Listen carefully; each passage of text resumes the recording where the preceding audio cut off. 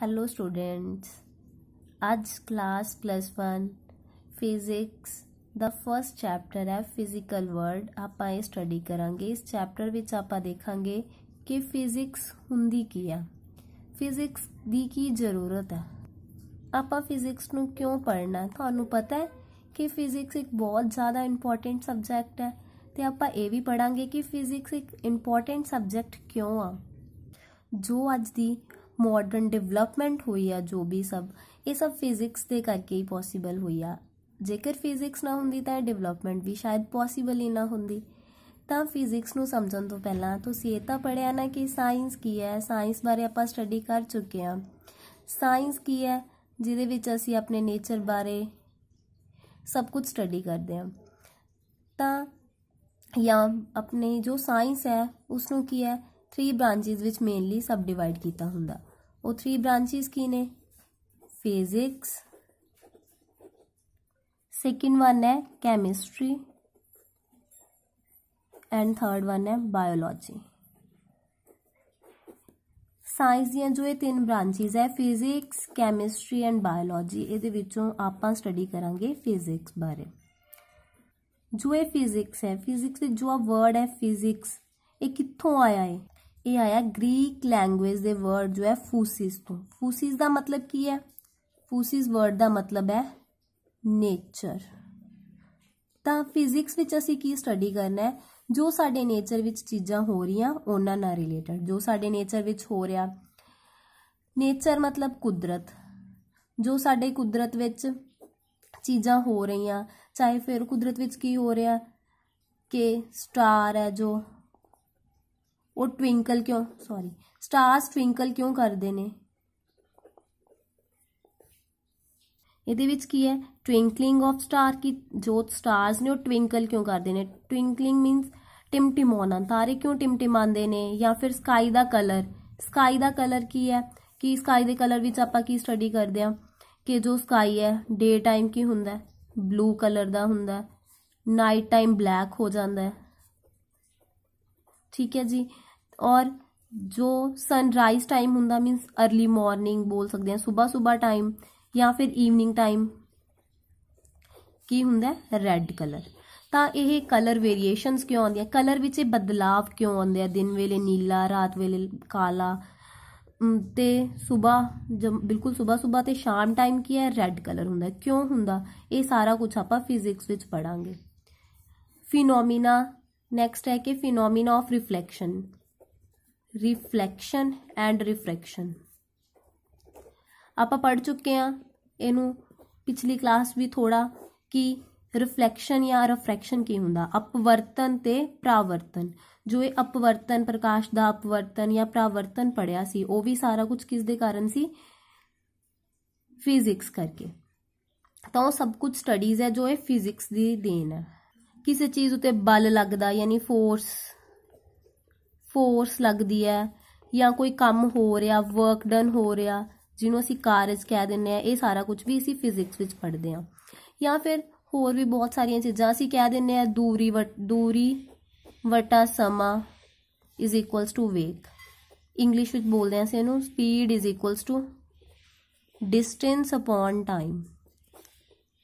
जो ये रिलेशनस ने, ठीक है, फॉर्मूले आ, ये भी कित्थों आए साडे फिजिक्स तो। और इस तो बाद इन्हां दे यूनिट्स, इन्हां दियां इकाइयां कि मीटर पर सेकंड होएगा या जो सब आएगा वो भी सब फिजिक्स करके है। फिजिक्स तो ही सानू पता चलता। या असी आह पढ़िया है F is equals to G(m1 m2 upon r square) की सीगा यूनीवर्सल लॉ ऑफ ग्रेविटेशन, गुरुत्वाकर्षण बल दा नियम। तो ये भी की है फिजिक्स, सानू पता चलेगा कि फिजिक्स करके ही है। तो ये फार्मूला कित्थों आया, किवें आया, किसने तरह आंदा है, किवें ड्राइव हुंदा, वो सब असी फिजिक्स विच ही अगे स्टडी करना। तो देखो है ना फिजिक्स कितनी ज़्यादा इंटरस्टिंग। मैं बोलिया सीगा कि फिजिक्स दे विच जो असी पढ़ते हैं वो की है कि कुदरती, जो कुदरत ने जो फिनोमिनास दिते ने, कि कुदरत ने दसिया कि तारे टिमटिमाउंदे आ, स्काई दा कलर जो भी हुंदा, उस तो एक डेफिनेशन बनती है फिजिक्स की। फिजिक्स की है, physics is the branch of science which deals with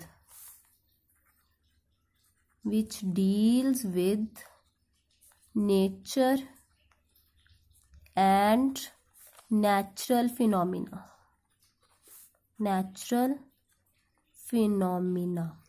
मीनस की है फिजिक्स ब्रांच मतलब शाखा या टहनी बोल सकते हैं आप इनू साइंस की एक ब्रांच है शाखा है जिहड़ी की करती पई है नेचर नाल कुदरत नाल या फिर कुदरत विच होने वाले जो भी फिनोमिनाज ने जो भी प्रक्रियावां है ठीक है उहदे नाल सानू विचरना सिखाती है डील करना सिखाती है कि कोई चीज़ किद्दां हो रही है उसदे होने दे पिछे दा कारण की है वो सारा कुछ असी फिजिक्स विच पढ़ते हैं। तो फिजिक्स की डेफिनेशन की है कि it is a branch of science which deals with nature and natural phenomenas. जो ये फिजिक्स है ना ਉਹਦੇ ਨਾਲ रिलेटेड कुछ ना थ्योरीज ने जो सारी दी सारी फिजिक्स है उन्होंने कुछ थ्योरीज विच डिवाइड किया होया है ਆਪਾਂ ਹੁਣ उस थ्योरीज ਨੂੰ पढ़ांगे। वो थ्योरीज विच सब तो फर्स्ट थ्योरी की आंदी है मकैनिक्स। 5 थ्योरीज ने। फर्स्ट है मकैनिक्स, सेकंड है thermodynamics and third one electromagnetism, fourth one relativity, fifth quantum mechanics. आप हुण इन्हां थ्योरीज नूं टर्न बाय टर्न पढ़ांगे। फर्स्ट थ्योरी है मकैनिक्स। जो ये थ्योरी है इहदे विच असीं पढ़ना है कि जो ऑब्जैक्ट्स ने मटीरियल ऑब्जैक्ट्स ने वो स्लो स्पीड ते जदों जा रहे आ धीमी गति विच जा रहे आ उन्हां बारे स्टडी करनी है। तो ये की है मकैनिक्स थ्योरी की है थ्योरी ऑफ मोशन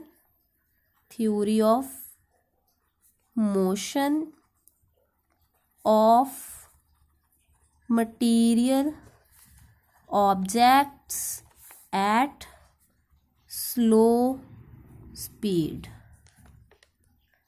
तो एक ही दस दिया थ्योरी है मोशन दी मीनस कोई ऑब्जेक्ट है मोशन करदा गति कर रहा तो वो ऑब्जेक्ट की जो गति हो रही होगी कदों स्लो स्पीड ते तो उवें दी स्टडी नूं असीं की बोलांगे मकैनिक्स। मकैनिक्स विच असीं की स्टडी करते हैं मटीरियल ऑब्जेक्ट दी कोई भी वस्तु की गति जदों कि वो धीमी गति विच होवे धीमी चाल विच होवे स्पीड स्लो होवे।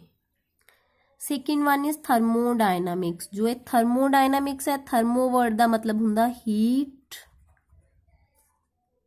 या फिर बोल सकते हैं टैंपरेचर। तो असीं बोल सकते हैं थर्मोडायनामिक्स किहदे नाल डील करदी आ ਉਹ वाली थ्योरी है जिहड़ी डील करदी है हीट नाल टैंपरेचर दे नाल या फिर मोशन ऑफ ऑब्जैक्ट्स दे नाल। तां थर्मोडायनामिक्स की डेफिनेशन की होगी थ्योरी की definition the theory of heat temperature. जिहड़ी थ्योरी सानू हीट बारे टैंपरेचर बारे या फिर कोई भी लार्ज नंबर ऑफ पार्टिकल्स बहुत ज़्यादा पार्टिकल्स ने उन्हां दे मोशन दे टैंपरेचर बारे उन्हां दे विच टैंपरेचर कितना ट्रांसफर होया। मान लो कि दो ऑब्जैक्ट्स ने एक आ ऑब्जैक्ट है दूसरा ऑब्जैक्ट है इस ऑब्जैक्ट तो इस फर्स्ट ऑब्जैक्ट तो सेकेंड ऑब्जैक्ट तक टैंपरेचर ट्रांसफर होया तो कितना टैंपरेचर ट्रांसफर होया किस प्रोसैस नाल होया कितनी एनर्जी चेंज हुई वो सारा कुछ सानू थर्मोडायनामिक्स च पता चलदा। इसनूं असीं फर्दर स्टडी करांगे डिटेल विच।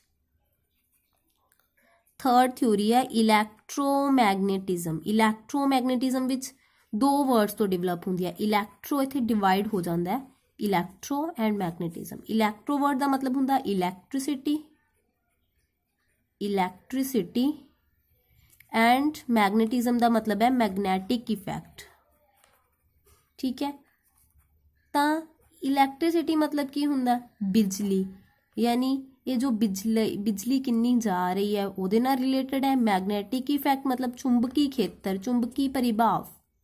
तो ये थ्योरी की है it is a theory of electricity and magnetism या फिर बोल सकते हैं theory of electricity and magnetic behaviour. Next है fourth theory relativity. Theory of relativity विच असीं रिलेट करते हैं कोई हाई स्पीड ऑब्जैक्ट दी किहदा रिलेशन चेक करते हैं हाई स्पीड ऑब्जैक्ट्स का।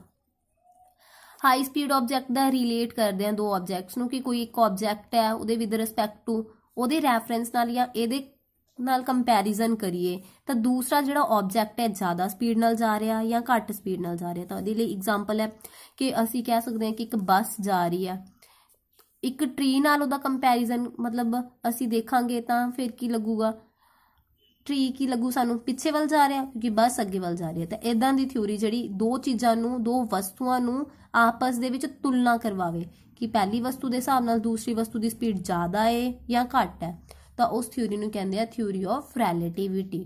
ਤਾਂ ਇੱਥੋਂ ਕੀ ਸਮਝ ਆ ਰਿਹਾ ਕਿ ਦ ਥਿਊਰੀ ਆਫ ਇਨਵੇਰੀਐਂਸ। ਇਨਵੇਰੀਐਂਸ ਮਤਲਬ ਜੋ ਵੀ ਇਨਵਾਇਰਨਮੈਂਟ ਵਿੱਚ ਵੇਰੀਐਂਸ ਮੀਨਸ ਚੇਂਜਿਸ ਆ ਰਹੀਆਂ, ਦੋ ਆਬਜੈਕਟ ਵਿੱਚ ਚੇਂਜ ਆਇਆ, ਇੱਕ ਦੀ ਸਪੀਡ ਜ਼ਿਆਦਾ ਹੈ ਦੂਸਰੇ ਦੀ ਘੱਟ ਹੈ, ਤਾਂ ਉਹਨਾਂ ਦੇ ਵਿੱਚ ਕਿੰਨੀਆਂ ਚੇਂਜਿਸ ਆ, ਕਿੰਨੀਆਂ ਵੇਰੀਏਸ਼ਨਸ ਮਤਲਬ ਕਿੰਨੀਆਂ ਬਦਲਾਵ ਹੈ ਦੋਨਾਂ ਦੀ ਸਪੀਡ ਦੇ ਵਿੱਚ। ਵੇਰੀਏਸ਼ਨ ਮਤਲਬ ਬਦਲਾਵ, ਵੇਰੀ ਕਰਨਾ, ਠੀਕ ਹੈ, in nature. And the theory covering the motion of high speed particles means ਇਹ ਵਾਲੀ ਥਿਊਰੀ ਕਿਹਦੇ ਨਾਲ ਸਟੱਡੀ ਕਰਦੀ ਹੈ, ਕਿਹਦੇ ਨਾਲ ਰਿਲੇਟ ਕਰਦੀ ਹੈ, ਹਾਈ ਸਪੀਡ ਪਾਰਟੀਕਲਸ ਦੇ ਨਾਲ, ਜਿਹੜੇ ਜ਼ਿਆਦਾ ਤੇਜ਼ ਗਤੀ ਨਾਲ ਜਾ ਰਹੇ ਆ ਉਹ ਵਾਲੇ ਪਾਰਟੀਕਲਸ। ਨੈਕਸਟ ਥਿਊਰੀ ਹੈ ਥਿਊਰੀ ਆਫ ਕੁਆਂਟਮ ਮਕੈਨਿਕਸ। ਜੋ ਇਹ ਕੁਆਂਟਮ ਮਕੈਨਿਕਸ ਦੀ ਥਿਊਰੀ ਹੈ, ਇਹ ਕੁਆਂਟਮ ਵਰਡ ਦਾ ਮਤਲਬ ਹੁੰਦਾ ਜਿਹੜੇ ਮਾਈਕਰੋਸਕੋਪਿਕ ਪਾਰਟੀਕਲਸ ਨਾਲ ਸਟੱਡੀ ਕਰਦੇ ਆ, ਮਾਈਕਰੋਸਕੋਪਿਕ ਪਾਰਟੀਕਲਸ, ਜਾਂ ਬੋਲ ਸਕਦੇ ਹਾਂ ਇਸ ਤੋਂ ਵੀ ਛੋਟੇ ਸਬ ਮਾਈਕਰੋਸਕੋਪਿਕ ਪਾਰਟੀਕਲਸ, ਠੀਕ ਹੈ ਜੀ। ਉਹ ਵਾਲੀ ਥਿਊਰੀ ਜੋ ਕੀ ਕਰਦੀ ਪਈ ਆ, ਮਕੈਨੀਕਲ ਬਿਹੇਵੀਅਰ ਚੈੱਕ ਕਰਦੀ ਹੈ, ਮੀਨਸ ਜੋ ਛੋਟੇ ਛੋਟੇ ਨੈਨੋ ਪਾਰਟੀਕਲਸ ਆ, ਬਹੁਤ ਛੋਟੇ ਪਾਰਟੀਕਲਸ ਆ, ਠੀਕ ਹੈ, ਉਹਨਾਂ ਦੀ ਮੋਸ਼ਨ ਦਾ ਬਿਹੇਵੀਅਰ ਚੈੱਕ ਕਰਦੀ ਆ। ਤਾਂ ਬੋਲ ਸਕਦੇ ਹਾਂ theory of mechanical behaviour of, the theory of mechanical behaviour of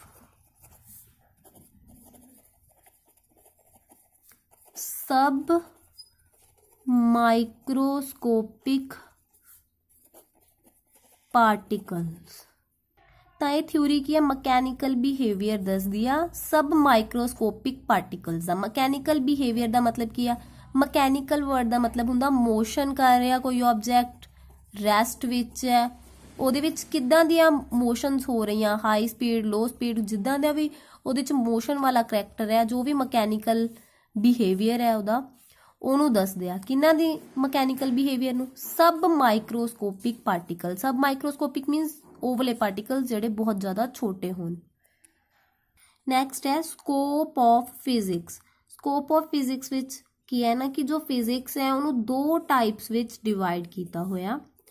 ਕਿਹੜੀਆਂ ਕਿਹੜੀਆਂ ਦੋ ਟਾਈਪਸ, ਇੱਕ ਹੈਗੀ ਆ microscopic domain of physics, domain of physics, दूसरी किया मैक्रोस्कोपिक डोमेन ऑफ फिजिक्स। हुन जो है माइक्रोस्कोपिक डोमेन है, माइक्रो का मतलब की हुंदा है बहुत छोटा, माइक्रो वर्ड का मतलब है छोटा, ठीक है जी। और मैक्रो वर्ड का मतलब की है वड्डे वड्डे पार्टिकल्स। तो फर्स्टली मैक्रोस्कोपिक बारे दस दिनी आ।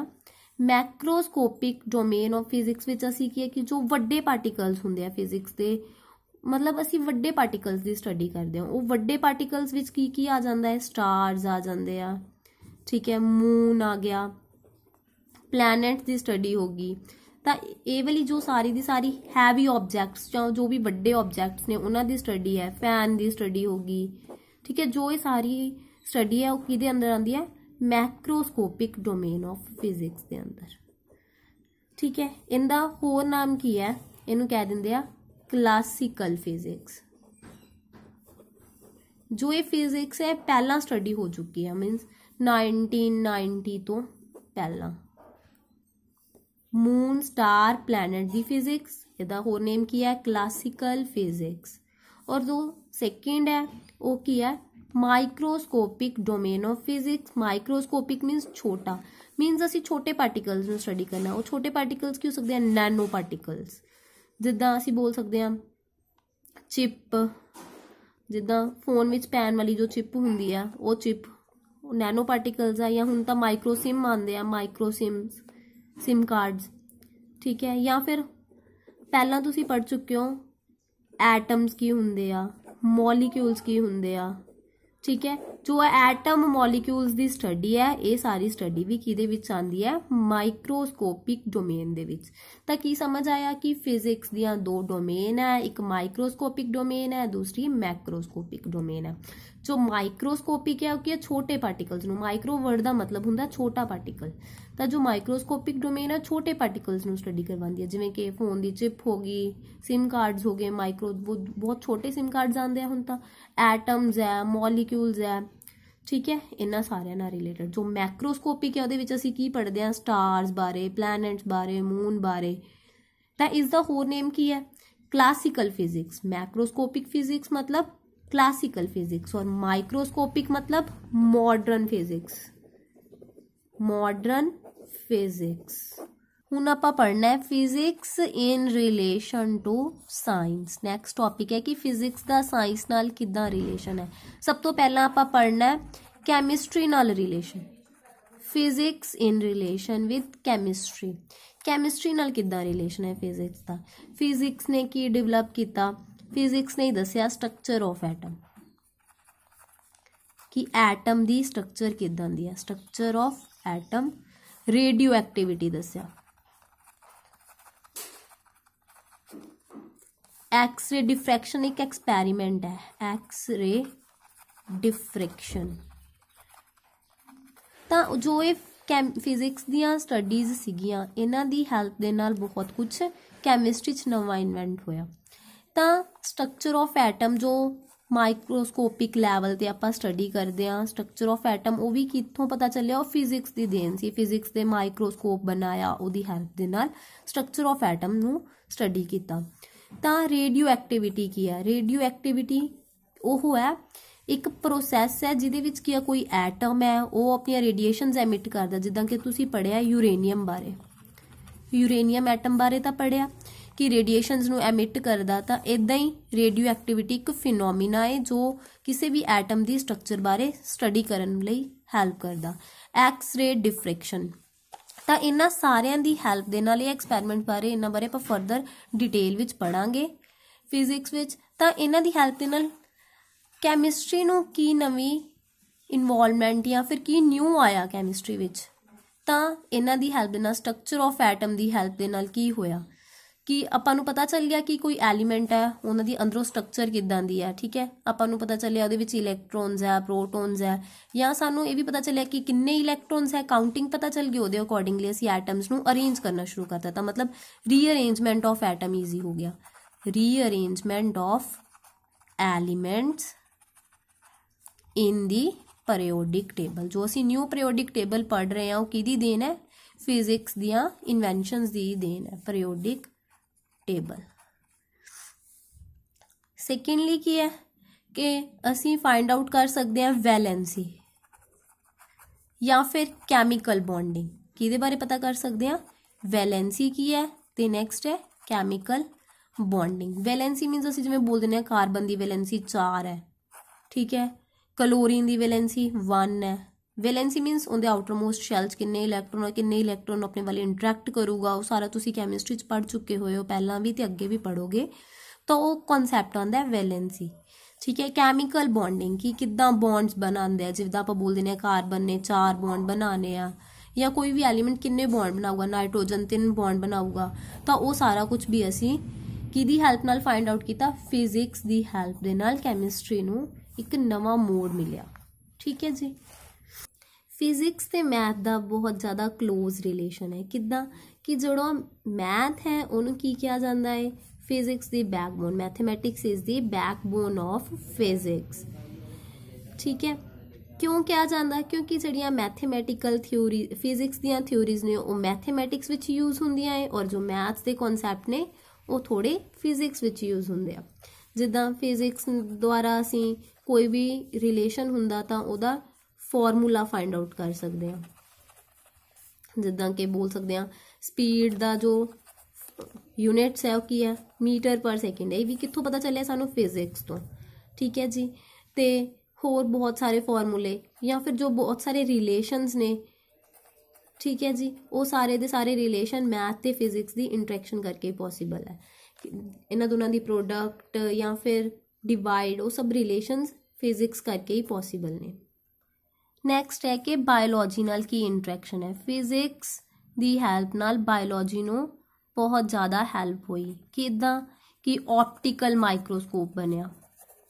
ਫਿਜ਼ਿਕਸ ਵਿੱਚ ਆਪਟੀਕਲ ਮਾਈਕਰੋਸਕੋਪ ਬਣਿਆ। ਜੋ ਇਹ ਮਾਈਕਰੋਸਕੋਪ ਸੀਗਾ ਇਹਨੇ ਬਹੁਤ ਜ਼ਿਆਦਾ ਹੈਲਪ ਕੀਤੀ ਬਾਇਓਲੋਜੀਕਲ ਸਾਇੰਸ ਨੂੰ ਸਟੱਡੀ ਕਰਨ ਦੇ ਲਈ। ਠੀਕ ਹੈ। ਇਲੈਕਟ੍ਰੋਨ ਮਾਈਕਰੋਸਕੋਪ ਬਣਿਆ। ਜੋ ਇਹ ਇਲੈਕਟ੍ਰੋਨ ਮਾਈਕਰੋਸਕੋਪ ਸੀਗਾ ਇਹਨੇ ਕੀ ਕੀਤਾ, ਇਹਨੇ ਪੋਸੀਬਲ ਕੀਤਾ ਕਿ ਆਪਾਂ ਸੈੱਲ ਦੀ ਸਟਰਕਚਰ ਪੜ੍ਹਦੇ ਹਾਂ। ਸੈੱਲ ਦੀ ਸਟਰਕਚਰ ਕਿੱਦਾਂ ਆਈ, ਉਹ ਕਿਹਦੀ ਹੈਲਪ ਨਾਲ ਪਤਾ ਚੱਲਿਆ, ਇਲੈਕਟ੍ਰੋਨ ਮਾਈਕਰੋਸਕੋਪ ਦੀ ਹੈਲਪ ਦੇ ਨਾਲ। ਸੈੱਲ ਪੜ੍ਹਦੇ ਹਾਂ ਕਿ ਸਭ ਮਾਈਕਰੋਸਕੋਪਿਕ ਪਾਰਟੀਕਲ ਹੁੰਦਾ, ਸੈੱਲ ਦੇ ਅੰਦਰ ਸਟਰਕਚਰ ਕੀ ਹੈ, ਉਹ ਇਲੈਕਟ੍ਰੋਨ ਮਾਈਕਰੋਸਕੋਪ ਦੀ ਹੈਲਪ ਨਾਲ ਪੋਸੀਬਲ ਹੋਇਆ। ਜੋ ਰੇਡੀਓ ਆਈਸੋਟੋਪਸ ਨੇ, ਠੀਕ ਹੈ, ਉਹ ਹੈਲਪ ਕਰਦੇ ਨੇ ਡਾਇਗਨੋਲਿਸਿਸ ਦੇ ਲਈ। ਪਹਿਲਾਂ ਤਾਂ ਸਾਨੂੰ ਇਹ ਹੈਲਪ ਕਰਦੇ ਆ ਕਿ ਕੋਈ ਵੀ ਪ੍ਰੋਬਲਮ ਕੀ ਆ ਫਾਈਂਡ ਆਊਟ ਹੋ ਗਈ, ਉਸ ਤੋਂ ਬਾਅਦ ਉਹਨਾਂ ਦਾ ਡਾਇਗਨੋਲਿਸਿਸ ਕਰਨਾ ਹੁੰਦਾ, ਤਾਂ ਉਹਦੇ ਲਈ ਵੀ ਕੀ ਹੈ, ਰੇਡੀਓ ਆਈਸੋਟੋਪਸ ਬਹੁਤ ਜ਼ਿਆਦਾ ਹੈਲਪਫੁਲ ਹੈ।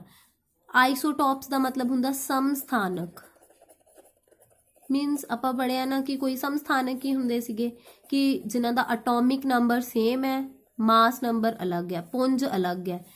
Z ਸੇਮ ਹੁੰਦੀ ਆ, Z means atomic number, A means ਪੁੰਜ ਮਾਸ। ਠੀਕ ਹੈ, ਇਹ ਡਿਫਰੈਂਟ ਹੈ। ਜਿਨ੍ਹਾਂ ਦਾ ਅਟੋਮਿਕ ਨੰਬਰ ਸੇਮ ਹੈ ਬਟ ਮਾਸ ਨੰਬਰ ਡਿਫਰੈਂਟ ਹੈ, ਉਹ ਹੈਲਪ ਕਰਦੇ ਆ ਸਾਨੂੰ ਬਹੁਤ ਸਾਰੀਆਂ ਮੈਡੀਕਲ ਪ੍ਰੋਬਲਮਸ ਨੂੰ ਕਿਉਰ ਲਈ, ਜਿਵੇਂ ਕਿ ਕੈਂਸਰ ਦੇ ਟ੍ਰੀਟਮੈਂਟ ਲਈ। ਜੋ ਕੋਬਾਲਟ ਹੁੰਦਾ ਉਹਦਾ ਆਈਸੋਟੋਪ ਯੂਜ਼ ਕੀਤਾ ਜਾਂਦਾ ਕੈਂਸਰ ਦੇ ਟ੍ਰੀਟਮੈਂਟ ਦੇ ਲਈ।